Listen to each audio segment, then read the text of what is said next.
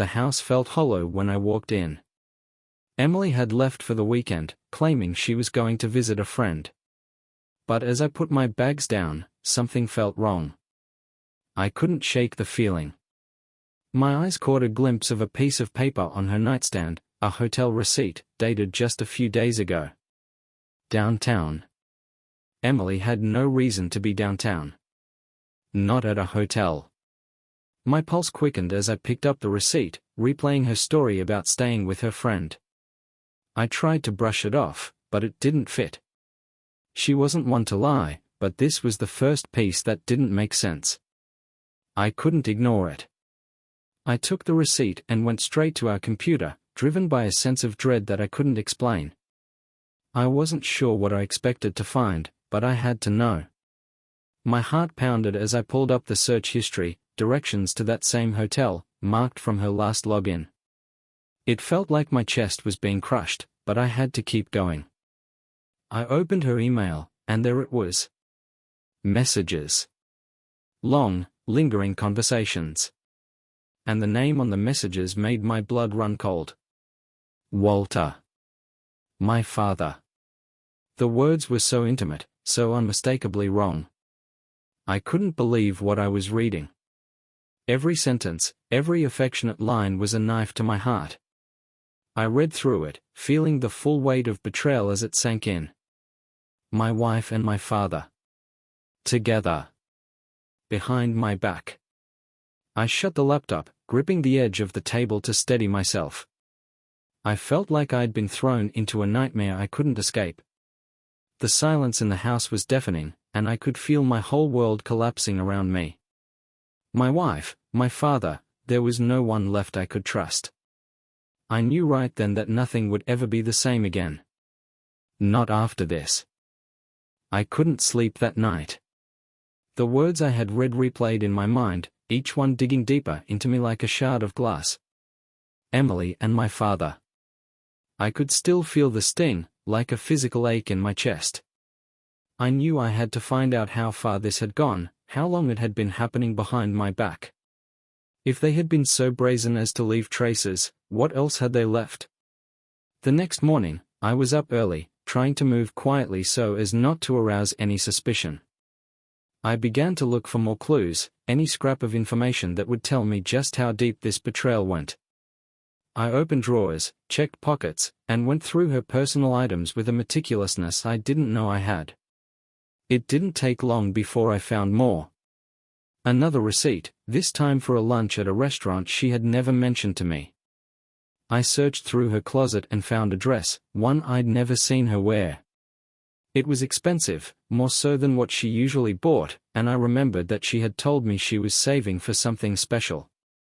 Now I knew what that meant. I sat down at our computer again, this time determined to dig through everything.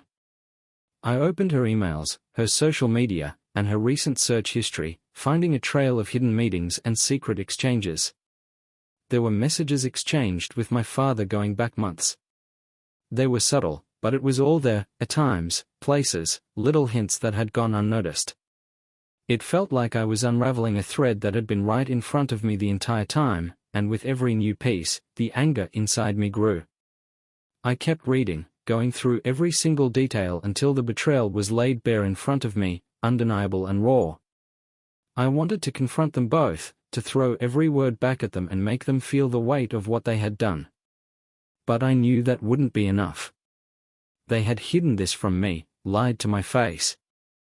I wanted them to pay, to understand the depths of their betrayal, and for that, I needed more than just a confrontation. I needed a plan. For the next few days, I became a ghost in my own home, watching Emily's every move, noticing every time she left a room to check her phone or stepped outside for a walk, every glance, every sigh, it all became suspect. I couldn't let on that I knew, not yet. I wanted to catch them off guard, to make them feel the same blindside they had hit me with. It was time to gather everything, to prepare for a moment when I could expose them for what they were. I was ready to play their game, but on my terms. This time, I was in control. With every new piece of evidence, I felt myself sinking deeper into a well of rage and disbelief. Emily's smiles, her sweet gestures, all of it now felt like a mockery. My father's trust, the bond we shared, shattered like glass. The betrayal wasn't just personal, it was a slap in the face to everything I believed in. I was done playing the role of the unsuspecting husband. They thought they were so clever, but I was about to show them that they had severely underestimated me. But as much as I wanted to storm into their lives and expose them immediately, I knew I had to be careful. If I acted impulsively, I would lose the advantage. I needed to hit them where it hurt, and that meant planning every detail, ensuring they felt the same humiliation and shock that I did. I wouldn't settle for a simple confrontation. They deserved more than that. They deserved to be exposed in the most brutal way possible. I spent my days carefully weaving my plan, running through scenarios in my head, anticipating their reactions. I knew their routines now, knew where they thought they could hide. It was almost amusing how oblivious they were to the storm that was coming for them. Each night, I lay awake, going over everything in my mind, feeling a dark satisfaction knowing they were both about to lose everything. The hardest part was pretending I knew nothing. Every time Emily looked at me, touched my hand, or whispered sweet nothings, it took everything I had not to recoil. I had to keep my anger under control, saving it for the moment when it would truly count. I started to practice my words, imagining the moment I would lay everything bare in front of them. I wanted to see the shock in their eyes, the fear as they realized their secret was out. And that moment was coming. There was a family gathering on the horizon, a perfect setting to unveil the truth. I knew they would both be there, unsuspecting, smiling, wrapped in their lies. I would show them the depths of their betrayal in front of everyone they cared about. It would be a reckoning, not just for them but for everyone who had trusted them. In the meantime, I continued to gather evidence, to ensure that when the time came, there would be no escape. I wanted every word, every glance, every touch between them to be laid bare for all to see. I would make them feel the pain of every lie, every secret they had shared. And when the time came, I would be ready. Ready to watch them crumble under the weight of their own deceit. They thought they could play with my trust, but they had no idea what I was capable of. They were about to find out. The day of the family gathering was approaching, and I felt a strange sense of calm. I had planned every detail, rehearsed every word. I was ready. Emily and my father had no idea that this seemingly innocent event would turn into the scene of their greatest humiliation. They thought they were safe, wrapped in their lies, but that was about to change. Over the past few days, I had continued to observe Emily, silently taking note of every little detail. I watched as she made calls in hushed tones, her eyes flickering with something I now recognized as guilt. I could see it in her body language, the way she fidgeted when she thought no one was watching, the way she hesitated just a little too long before answering simple questions. It only fueled my resolve. The plan was simple, yet brutal.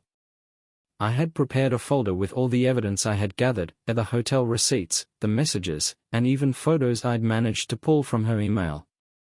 I would reveal it all, piece by piece, in front of our family, ensuring there was no way they could deny it. I wanted them to feel cornered, exposed, with no room to maneuver. I spent hours going over my approach, considering every possible reaction they might have. I imagined the shock in their eyes, the horror as they realized what was happening, and for the first time in days, I felt a strange satisfaction. They wouldn't be able to escape the consequences of their actions. Not this time. The night before the gathering, Emily was unusually affectionate. She seemed to sense that something was different, but she had no idea just how far things had gone. She leaned in to kiss me, and I forced myself to stay still, to accept the touch that now felt like a betrayal in itself. I had to keep playing the part, keep them both in the dark until the perfect moment. Finally, the day arrived. The house was filled with the usual sounds of laughter and chatter as family members arrived, none of them aware of the storm that was about to hit. I kept my composure, greeting everyone, pretending that this was just another ordinary day. But inside, I was a coiled spring, ready to unleash everything I had been holding back. As the evening progressed, I waited for the perfect moment. Emily and Walter were both in the room, surrounded by family, smiling and talking as if nothing was wrong. I felt a wave of anger rise in me, but I kept my expression neutral. They had no idea what was coming. I stood up, clearing my throat to get everyone's attention. The room quieted, and all eyes turned to me. I could feel the tension in the air as I took a deep breath, holding their gaze. "There's something I need to share with all of you," I began, pulling out the folder. I watched as their faces fell, realization dawning in their eyes. The room was silent, all of them stunned, as I started to lay out the evidence, piece by piece. The truth was out, and there was no turning back. The silence that followed my announcement was thick and heavy. I could see the confusion on everyone's faces, the way they exchanged glances, unsure of what was about to happen. But Emily and my father, they looked like they had just seen a ghost. Emily's face drained of color, her smile faltering as her gaze locked onto the folder in my hands. I opened the folder and began pulling out the pieces of evidence one by one, laying them on the coffee table for everyone to see. Hotel receipts, printed messages, and photos. I spoke calmly, explaining each item, giving no room for doubt. "These are the receipts from the nights you thought you were being so clever," I said, my voice steady but cold. Emily covered her mouth, her eyes wide with shock, while my father sat motionless, his expression one of utter disbelief. I could see the realization dawning on them, the moment they knew there was no escape, no way to lie their way out of this. Family members started murmuring, some gasping as they looked down at the evidence, piecing together the story of betrayal that was unfolding before them. It was brutal, watching as Emily's carefully constructed facade fell apart. She tried to speak, but the words wouldn't come. Her eyes filled with tears, but I felt nothing, only a cold satisfaction that the truth was finally out. Walter, my father, looked at me, his face twisted with something that resembled both shame and anger. "Jake, I can explain," he started, but I cut him off. "Explain what?" I snapped, my voice finally breaking. "Explain how you betrayed your own son? There's nothing you can say that will change this.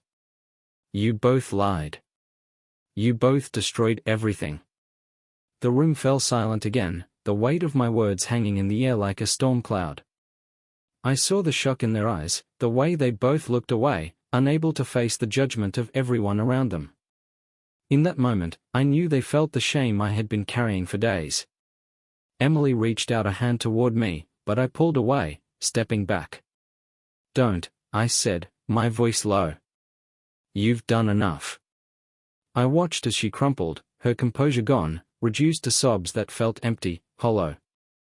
There was nothing left to say, nothing left to salvage. I turned away from them both, my back to the family that had once been whole. I could feel their eyes on me, the mix of pity and horror at what they had just witnessed. I knew that this was the end, not just of my marriage, but of any relationship I had with my father. I had exposed them, laid bare their deceit, and now all that was left was to walk away. With each step, I felt a strange sense of liberation.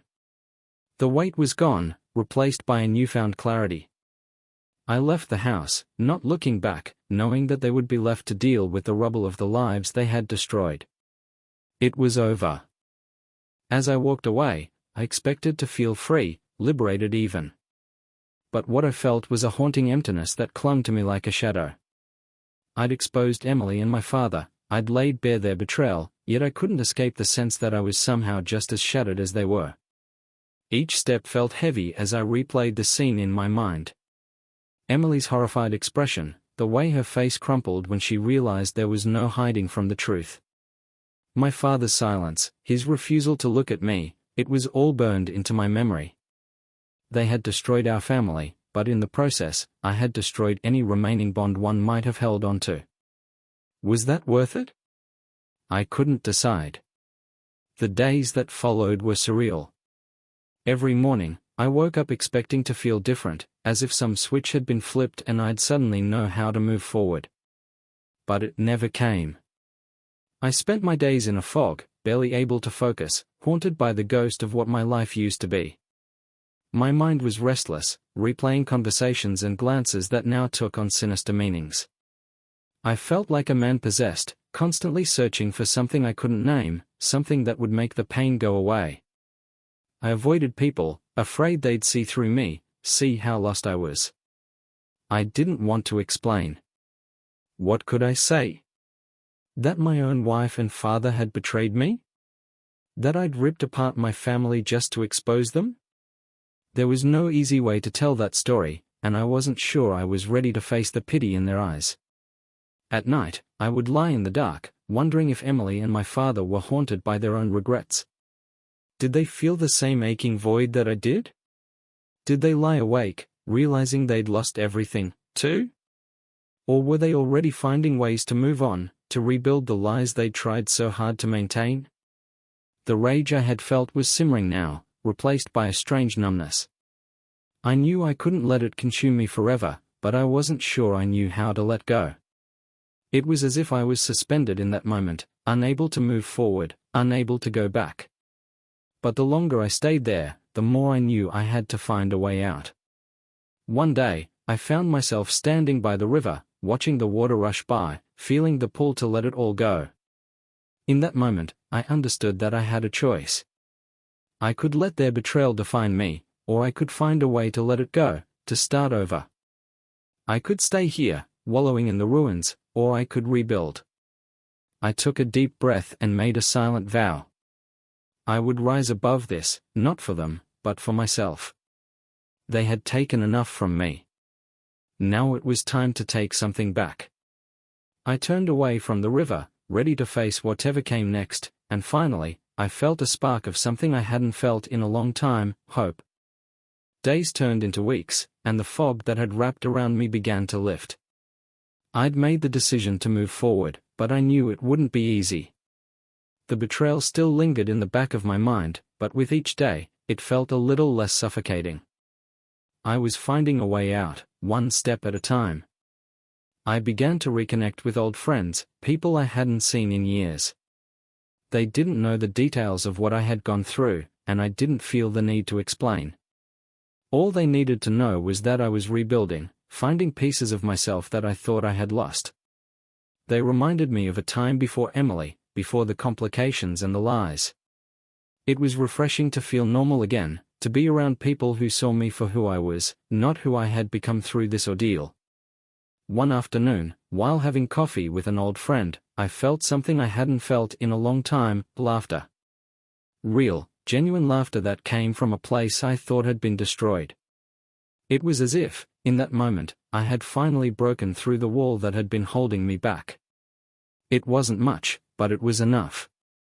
It reminded me that there was life beyond the pain, that I still had pieces of myself worth holding onto. I started to pick up hobbies I had abandoned over the years, things I had once loved but had let slip away. I went for long runs, feeling the burn in my legs as the miles passed underfoot. I took out my old camera, capturing moments that felt genuine, moments that reminded me of what it was like to see beauty in the world again. But it wasn't just about distracting myself. It was about reclaiming my life, about making choices that felt right for me. Emily and my father had stolen so much from me, but they couldn't take away who I was at my core. They didn't define me, I did. And as I slowly pieced myself back together, I realized that their betrayal had, in a way, set me free. I knew it wouldn't be an easy path, and I was okay with that. The scars would remain, reminders of what I had endured. But they also served as reminders of how far I had come, of the strength I had found in myself when everything else had fallen apart. I was ready to face the future, whatever it might hold. For the first time in what felt like forever, I was no longer defined by the past. I was finally looking forward, ready to see where the road might lead. It wouldn't be perfect, but it would be mine, and that was enough. As the days slipped by, I could feel something shifting inside me. The weight of the betrayal had lessened, but it wasn't gone. It had transformed, reshaped itself into a scar I'd carry forever, but I was learning to live with it. I knew I couldn't let it define me. I was tired of being haunted by their lies, tired of waking up with a pit in my stomach. I wanted my life back, a life that wasn't tied to them anymore. One night, I found myself standing at the window, looking out at the quiet street below. The world felt different, colder somehow. I had always imagined that by this point, I'd feel lighter, free. But freedom, I realized, was something I'd have to fight for. I couldn't just wait for the pain to fade. I had to rebuild my life on my terms, piece by piece. I started small. I went back to the things that had once brought me joy, running along empty trails, the wind against my face, the burn in my legs. I took my camera out of storage, the one I'd left to gather dust when life had become too complicated. I began capturing moments that felt real, scenes that reminded me that the world was still beautiful, even if my own had been shattered. But the hardest part was forgiving myself. I couldn't help but wonder if I should have seen it coming, if I'd been foolish for trusting them. I had to confront those doubts head-on, knowing that if I didn't, they would eat me alive. I wasn't just rebuilding my life, I was reclaiming my identity, piecing together the person I had been before they had torn it apart. I sat down one afternoon with a notebook, something I hadn't done in years, and started making a list of everything I wanted. I wasn't going to let anyone else dictate my future. This was for me. I wrote down places I wanted to visit, passions I wanted to pursue, things I'd long abandoned. Each word felt like a small victory, a step towards becoming whole again. One evening, as the sun began to set, I climbed to the top of a hill that overlooked the city. The light stretched out before me, endless and alive, and for the first time, I felt like I could breathe again. I realized I was no longer tethered to the pain, no longer a prisoner of what they had done. I had survived. I had found a way through the darkness, and now, I was ready to let it all go. Standing there, I made a vow to myself, I would never let their betrayal define me. I would never let it hold me back. I was stronger than they knew, stronger than I had ever given myself credit for. This was my chance to start over, to build something new from the ashes of what they had tried to destroy. With a deep breath, I turned away from the city, leaving it all behind. I was ready to face whatever came next, knowing that no matter what, I would stand tall. The scars might remain, but they no longer held me captive. I was free. And as I walked down that hill, I felt something I hadn't felt in a long time, a hope. Hope for a future that was mine alone, a future untouched by their lies. I had taken my life back, and there was nothing left to fear. I was finally free.